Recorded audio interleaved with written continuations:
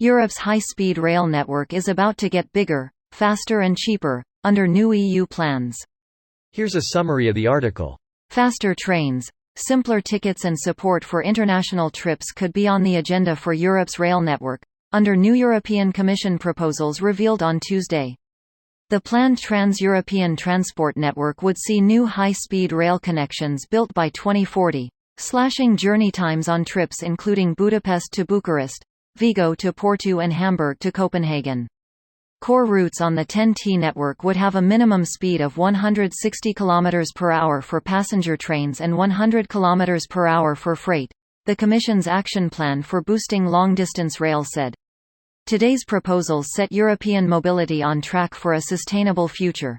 Faster European rail connections with easy-to-find tickets and improved passenger rights, support for cities to increase and improve public transport and infrastructure for walking and cycling, and making the best possible use of solutions for smart and efficient driving, Frans Timmermans, Commission Vice President for the European Green Deal, said.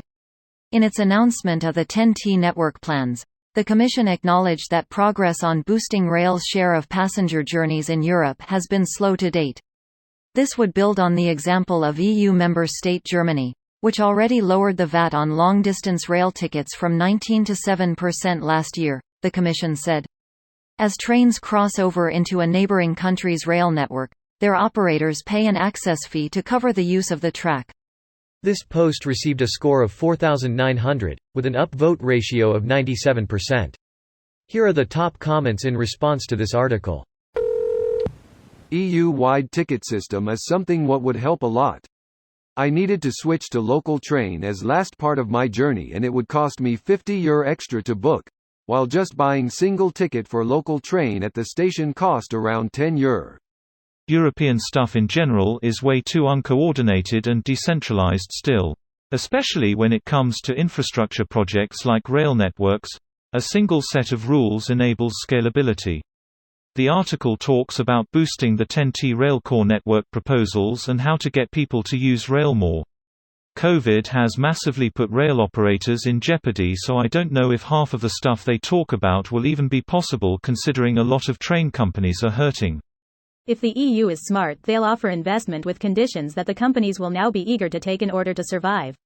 It is not that simple unfortunately, as cross-border operations depend on multiple countries and companies actually wanting to cooperate. Only a truly pan-European program can break this barrier, as the rail business is far from being open yet.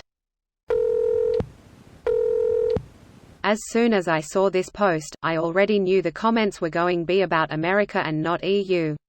Isn't that with every post? Good news all around. Short-range flights, as some would say, is a climate bane, and the best way to get people to move away from them is to provide a viable alternative. Electric airplanes may be a good fit for short flights where there is no rail service though. Whimpers in HS2 and Brexit. Cries doubly hard in Northern. Meanwhile in the USA. You might have been expecting a link here, but the USA has literally no high-speed rail. $306 round trip to ride an 8-hour train from Minneapolis to Chicago. That's where we're at. $117 round trip for a 1.5-hour flight, and you still have 6.5 hours each way for TSAIs. God blessed Americans with the freedom to fly, but you want to stay on the ground?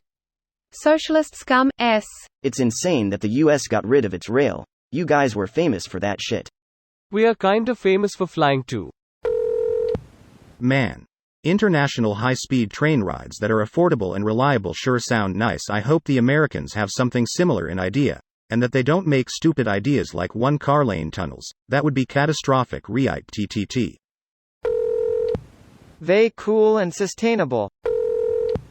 Meanwhile here in the UK, trains can't run on leaves or if the driver sneezes etc. I was literally planning on traveling to see my dad a few weeks ago and looked up the train journey. Said it would take 8 hours, normally 90 minutes. My dad said there was a problem on the tracks at the moment, so it's all disrupted. I then went to see what was causing the nationwide delays. Leaves, fucking leaves on the track. Like we can't predict the weather these days, or even prepare for something that will happen every single year. This video was automatically created by Reddit to speech. The article and comments in this video were selected from Reddit according to their upvotes, and any paraphrasing was performed by smmry.com, without any human intervention.